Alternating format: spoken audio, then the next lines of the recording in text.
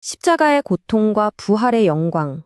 그 사이에는 우리가 종종 그냥 지나쳐버리는 하루가 있습니다. 모든 희망이 땅속에 묻힌 것만 같았던 그날, 바로 침묵의 토요일인데요. 오늘은 이 고요함 속에 숨겨진 아주 놀라운 의미를 함께 파헤쳐 보겠습니다. 골고다 언덕의 비명은 이제 먹고 짙은 어둠이 내렸습니다. 아리마다 요셉의 동산, 새 무덤 앞에는 거대한 돌이 굴려져서 굳게 닫혔죠. 정말 모든 희망이 그와 함께 묻혀버린 것 같은 바로 그 순간, 이 깊고 무거운 침묵 속에서 우리의 이야기가 시작됩니다. 자, 먼저 그 끔찍했던 금요일로 한번 돌아가 보죠. 예수의 죽음, 이게 당시 사람들에게는 도대체 어떤 의미였을까요? 그건 그냥 한 사람의 죽음이 아니었어요. 하나의 거대한 운동이 정말 잔혹하게 끝장나는 순간이었던 거죠. 이 십자가형이라는 게요, 그냥 사람을 죽이는 형벌이 아니었습니다. 죄수가 아주 천천히 고통스럽게 죽어가도록 만든 끔찍한 방식이었어요. 어떤 때는 며칠씩이나 매달려 있기도 했거든요. 말 그대로 살아있는 사람의 살을 들짐승이 뜯어먹게 만드는 정말 상상할 수 있는 최악의 형벌이었죠. 그런데 참 이상하게도 예수님은 너무나 빨리 숨을 거두셨습니다. 안식일이 시작되기 전에 시신을 치워야 했던 로마 군인들조차 깜짝 놀랄 정도였죠.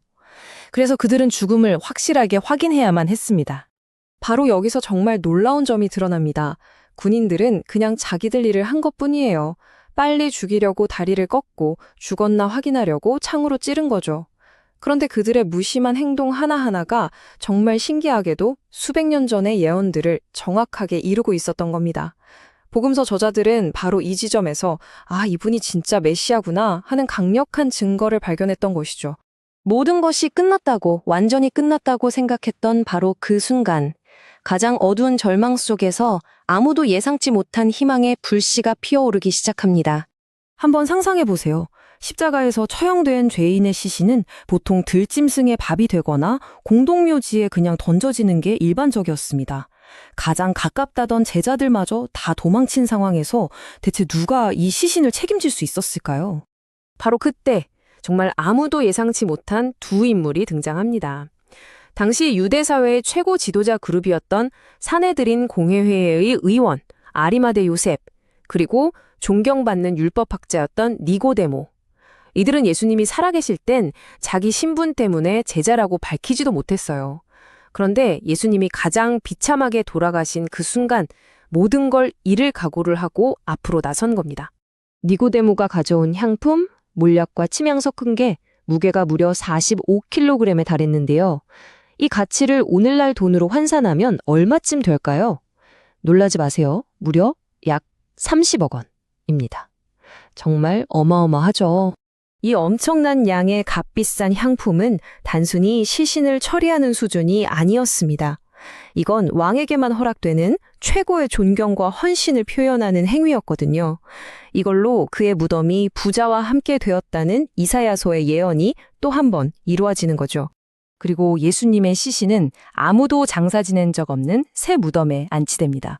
이 비어있고 한 번도 사용된 적 없는 공간 그 자체로 굉장히 상징적이지 않나요? 이곳은 죽음의 끝이 아니라 새로운 시작을 위한 장소였던 셈입니다. 자, 이제 역사적인 사건들을 넘어서 이 이야기의 영적인 심장부로 한번 들어가 보겠습니다. 그 깊고 깊은 침묵의 토요일, 우리 눈에는 보이지 않는 곳에서 과연 어떤 일이 일어나고 있었을까요? 우리는 이날을 성토요일이라고 부르는데요. 이날의 신묵은 실패나 끝의 증거가 절대 아닙니다. 오히려 하나님의 목적이 담긴 행동, 그러니까 부활이라는 인류 역사상 가장 위대한 일을 앞둔 거룩한 멈춤의 시간이었던 거죠. 바로 여기서 창조의 첫 순간과 연결되는 깊은 신비가 드러납니다. 창세기에서 하나님이 엿새 동안 세상을 만드시고 일곱째 날에 쉬셨잖아요. 그것과 똑같이 예수님은 십자가 위에서 다 이루었다 선언하시면서 망가진 세상을 구원하는 새 창조를 마치신 후에 무덤이라는 거룩한 안식처로 들어가신 겁니다. 하지만 이 보이지 않는 기다림 참 이해하기 어렵죠. 그래서 여기 몇 가지 강력한 비유들이 그 의미를 아주 생생하게 보여줄 겁니다. 첫 번째 비유인데요. 꽁꽁 얼어붙은 겨울 땅을 한번 생각해 보세요. 겉으로는 아무 생명의 흔적이 없죠.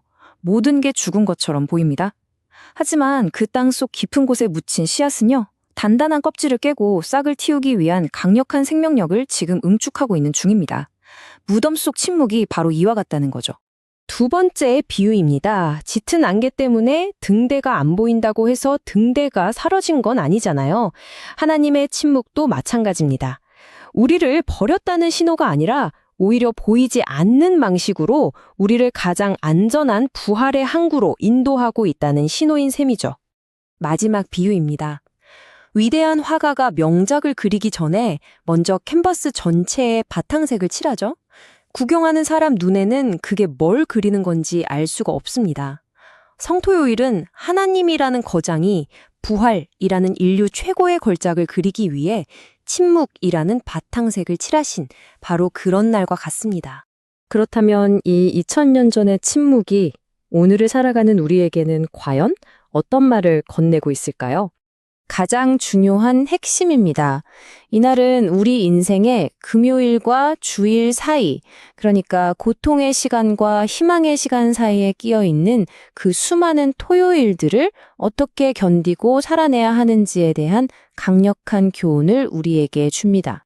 그렇다면 우리 삶의 그 토요일들을 어떻게 살아낼 수 있을까요? 첫째, 어떻게든 결과를 통제하려는 조급함과 불안을 내려놓는 용기가 필요합니다. 둘째, 지금 당장은 보이지 않더라도 선한 과정이 진행 중임을 신뢰하는 믿음입니다. 그리고 마지막으로 막달라 마리아가 향품을 준비하면서 새벽을 기다렸던 것처럼 우리 역시 다가올 새로운 시작을 위해 오늘을 준비하는 소망이 필요한 거죠. 오늘 이야기를 마치면서 이 질문은 이제 여러분 각자의 몫입니다. 지금 여러분이 겪고 있는 그 고요하고 어두운 시간, 어쩌면 그것은 실패의 종착역이 아니라 여러분의 삶에 펼쳐질 가장 위대한 부활을 위한 거룩한 준비의 시간은 아닐까요?